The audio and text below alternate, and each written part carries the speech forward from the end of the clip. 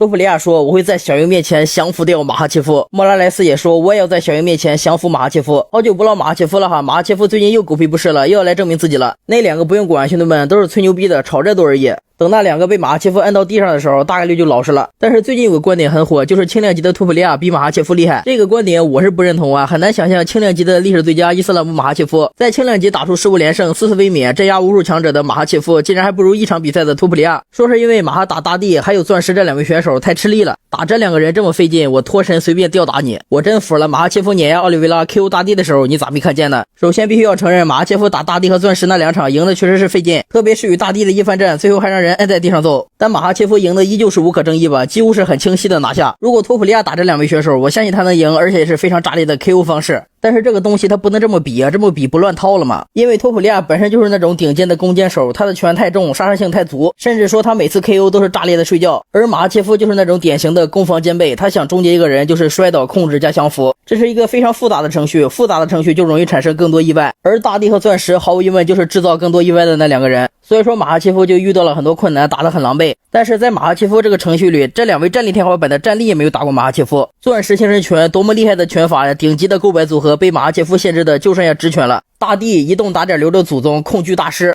地扫加刺拳的组合多么简洁高效啊！但是在马哈切夫巨大的摔跤威胁加持下，依旧干不过马哈。冷知识啊，马哈切夫除了打马丁斯那一场 UFC 所有比赛战力都是上风，就是托普利亚打马哈切夫，在马哈切夫巨大摔跤威胁的加持下，他战力的打点还有表现大概率也是不如马哈切夫。他大概率会跟钻石和大帝一样，吸收更多的战力来加强防摔，就像大帝和钻石一样，为了给马哈切夫这个摔跤和降服程序制造更多意外。而托普利亚的拳中嘛，他也自己表示，只要有人近身，他能 KO 任何人。所以说托普利亚更有希望在这些意外中抓住机会，一击毙命。打马哈切夫基本都这么打，除非个别愣头青，就比如说马达莱纳打马哈切夫最后一回合跟疯了一样往死里冲啊，结果直接被马哈切夫摁地上了。